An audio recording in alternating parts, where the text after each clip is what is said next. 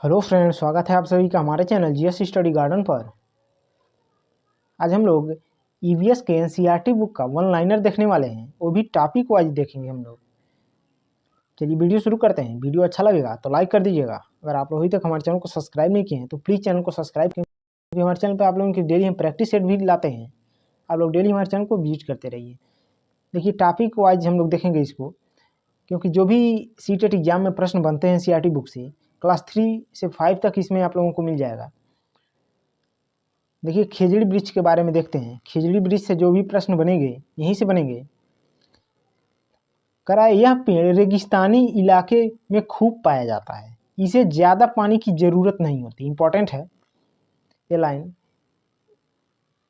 आप लोगों के एग्जाम में पूछ सकता है कि खेजड़ी वृक्ष जो है कहाँ पाया जाता है। तो देखिए रेगिस्तानी इलाकों में पाया जाता है और इसे पानी की ज़रूरत बहुत कम होती है।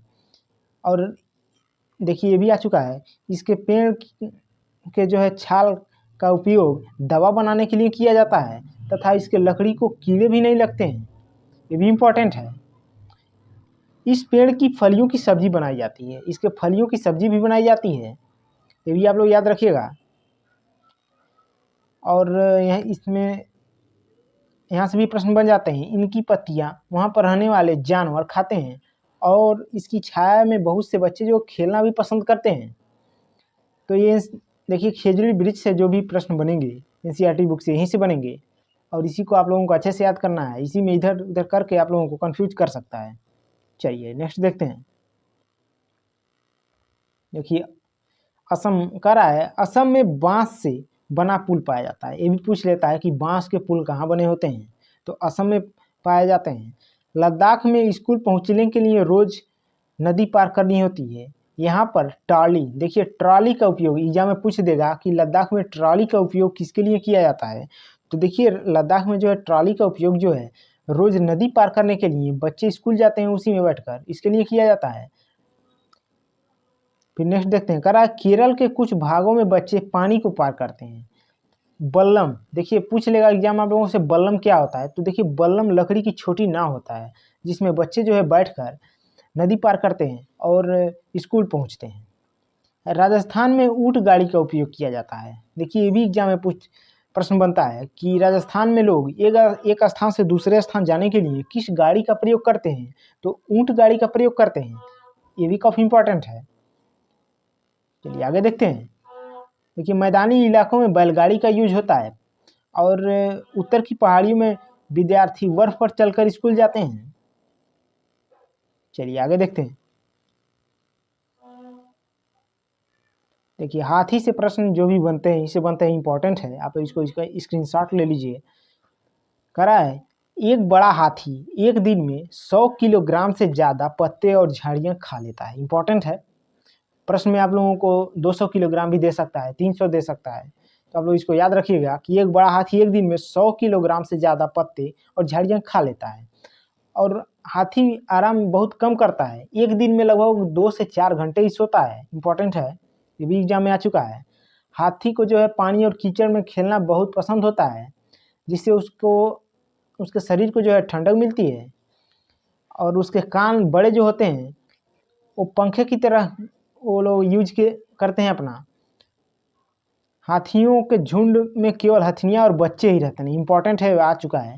हाथियों के झुंड में केवल हथिनियाँ और बच्चे ही रहते हैं। झुंड की सबसे बुजुर्ग हथनी पूरे झुंड की जो है नेता होती है। एक झुंड में लगभग 10 से 12 हथिनियाँ और बच्चे होते हैं। हाथी लगभग 14 से 15 साल तक एक झुंड में रहते हैं, फिर वो झुंड छोड़कर अकेले ही रहते हैं। तो देखिए हाथियों से प्रश्न जो बनते हैं यहीं से बनते हैं। आप लोग इसको पूरा अच्छे से रट लीजिएगा, बार बार इसको आप लोग रिपीट करके वीडियो देख सकते हैं, आप लोगों को पूरा याद हो जाएगा। चलिए नेक्स्ट देखते हैं। देखिए बोरा और चेवा चावलों के दो प्रकार हैं जो पकने के बाद चिट्ठी पर हो जाते हैं। इसे असम में खाया जाता है। तो देखिए बोरा पूछ लेगा, बोरा क्या चीज़ है। तो देखिए बोरा चावल की एक किस्म है, प्रजाति है। बिहू त्यौहार आप लोग जानते ही होंगे कि असम में मनाया जाता है, और इस त्यौहार पर जो है भेला घर भी बनाया जाता है। एग्जाम में आ चुका है कि भेला घर कब बनाया जाता है। तो बिहू में जो है, बिहू के त्यौहार में जो है भेला घर बनाया जाता है। चलिए नेक्स्ट देखते हैं। चलिए नेक्स्ट है बरगद का पेड़। बरगद अर्थात बनियान ट्री। बरगद के पेड़ से कई बार सीटेट एग्जाम में प्रश्न बन चुके हैं और यहीं से ही बनते हैं। इसी में आप लोगों को ऑप्शन में कंफ्यूज कर देगा, आप लोग इसको अच्छे से रट लीजिए। कर बरगद के पेड़ की जड़ें टहनियों से निकलती हैं और बढ़ते बढ़ते जमीन के अंदर चली जाती हैं। इंपॉर्टेंट है, आप लोग अच्छे से देखिएगा। यह मजबूत खम्भों की तरह पेड़ को सहारा देती हैं। इस पेड़ की टहनियों पर बच्चे झूला झूलते हैं। तो देखिए बरगद के पेड़ से अगर प्रश्न बनेगा तो यहीं से बनता है, ये तीनों से। इसको आप लोग अच्छे से रट लीजिएगा। चलिए नेक्स्ट देखते हैं। रेगिस्तानी ओक इंपॉर्टेंट है। रेगिस्तानी ओक से प्रश्न जैसे भी बनेगा, आप लोगों को कंफ्यूज करने वाला भी बनेगा, लेकिन अगर आप लोग इसको अच्छे से पढ़े रहेंगे तो आप लोग उसका आंसर अच्छे से दे पाएंगे। रेगिस्तानी ओक यह ऑस्ट्रेलिया में पाया जाता है। इंपॉर्टेंट है, एग्जाम में आ चुका है कि रेगिस्तानी ओक कहाँ पाया जाता है, तो ऑस्ट्रेलिया में पाया जाता है। इसकी ऊंचाई एक क्लास की दीवार के लगभग होती है और पत्तियां बहुत कम होती हैं। क्लास के दीवार के लगभग होती है। इंपॉर्टेंट है अभी।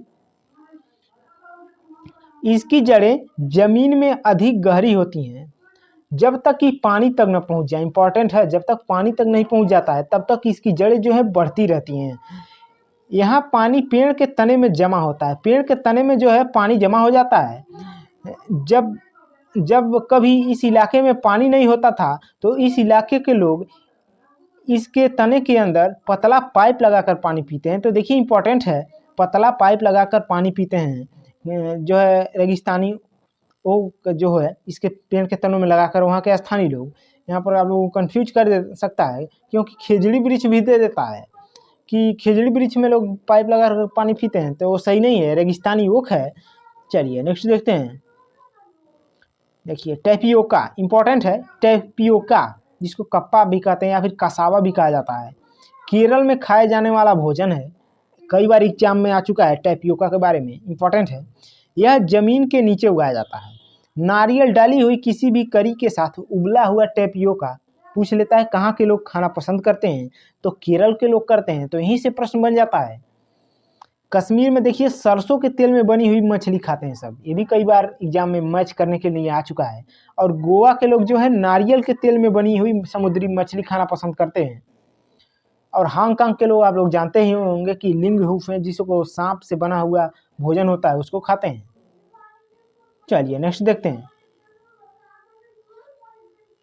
करा मैना झटके से अपनी गर्दन को आगे पीछे करती है। इंपॉर्टेंट है, उल्लू अपनी गर्दन पीछे तक घुमा सकता है। ये भी इंपॉर्टेंट है, कई बार आ चुका है, पूछ लिया एग्जाम में कि कौन सी चिड़िया जो है झटके से अपना गर्दन पीछे की तरफ करती है, तो मैना हो जाएगा। और अगर एग्जाम में पूछ ले कि कौन सी चिड़िया या फिर पक्षी जो है अपना गर्दन पीछे तक घुमा सकता है, तो यहाँ पर उल्लू हो जाएगा। यहाँ पर आप लोग कंफ्यूज हो सकते हैं। और कह रहा है पक्षियों के पंख अलग अलग रंगों का डिजाइन, अलग अलग रंग के डिजाइन के होते हैं। उसके पंख उनके उड़ने में मदद करते हैं। उन पक्षियों के शरीर को गर्म भी रखते हैं पंख। समय समय पर पक्षियों के पुराने पंख झड़ जाते हैं और नए पंख आ जाते हैं। पक्षियों के सिर पर आंखें होती हैं और कान पंखों से ढके रहते हैं, जो कि छिद्र के समान होते हैं, दिखाई नहीं देते हैं कान। जानवरों की त्वचा पर डिजाइन जो है बालों के कारण होते हैं। कई बार आ चुका है एग्जाम में कि जानवरों की त्वचा पर डिजाइन किस कारण होते हैं, तो बाल के कारण होते हैं। उसमें आप लोगों को जलवायु भी दे देगा, तो नहीं सही होता है। पुनः दिया है वे जानवर जिसके शरीर पर बाल होते हैं और कान बाहर दिखाई देते हैं, वे बच्चों को जन्म देते हैं। इंपॉर्टेंट है यहाँ पर भी। वे जानवर जिनके शरीर पर कान नहीं होते हैं वह अंडे देते हैं। ये भी इंपॉर्टेंट है। चलिए नेक्स्ट देखते हैं। ब्रेल लिपि। देखिए ब्रेल लिपि से भी प्रश्न आ चुका है। करा इस तरह की लिपि में मोटे कागज पर उभरे हुए बिंदु होते हैं। उभरे होने के कारण इन्हें छूकर पढ़ा जा सकता है। ब्रेल लिपि में पूछ लेता है कितने बिंदुओं पर आधारित है, तो 6 बिंदुओं पर आधारित होता है। और इसे फ्रांस के रहने वाले लुई ब्रेल ने बनाया था। ब्रेल लिपि अब कंप्यूटर में भी लिखी जा सकती है। चलिए नेक्स्ट देखते हैं। झूम खेती। देखिए झूम खेती से हमेशा सीटेट एग्जाम में प्रश्न बनता है और यहीं से आता है बदल करके। आप लोग इसको अच्छे से देख लीजिए। करा इस खेती में एक फसल कटने के बाद ज़मीन को कुछ साल तक जो है छोड़ देते हैं या फिर आराम करने देते हैं, उसमें खेती नहीं करते हैं। इस जगह में जो बांस या जंगल उग जाते हैं उसे उखाड़ते नहीं हैं, बस गिरा कर जला देते हैं। ध्यान दीजिएगा, यहीं पर कंफ्यूज कर देता है कि उखाड़ देते हैं, लेकिन उखाड़ते नहीं हैं, बस गिरा कर जला देते हैं। इससे ज़मीन की उपजाऊ बनी रहती है। यह राख ज़मीन में खाद के काम आती है। इंपॉर्टेंट है पूरा लाइन, इसको अच्छे से देखिएगा आप लोग। फिर जब इस ज़मीन में खेती की बारी आती है तो ज़मीन को जोता नहीं जाता, मिट्टी को हल्के से हिलाकर बीज छिड़क देते हैं। इंपॉर्टेंट है। एक ही खेत में अलग अलग तरह के बीज जैसे मकई, सब्जियां, मिर्च और चावल बोए जाते हैं। इसकी मुख्य फसल चावल की ही होती है। फसल पकने पर देखिए, टाइपिंग मिस्टेक है। फसल पकने पर गांव में सबसे बड़ा त्यौहार मनाया जाता है। साथ में खाना खाते हैं और चिराव नृत्य भी करते हैं। इंपॉर्टेंट है, पूछ लेता है चिराव नृत्य कहाँ के लोग करते हैं, ये भी आ चुका है एग्जाम में। तो मिजोरम के लोग जो है चिराव नृत्य करते हैं। नेक्स्ट पार्ट देखने के लिए आप लोग हमारे चैनल को सब्सक्राइब अवश्य कर लें और बेल आइकन को प्रेस कर लें, क्योंकि जल्द ही हम आप लोगों के लिए नेक्स्ट पार्ट लेकर आएंगे। इसी प्रकार काफ़ी इंपॉर्टेंट प्रश्न रहेंगे। वीडियो देखने के लिए आप लोगों का बहुत बहुत धन्यवाद।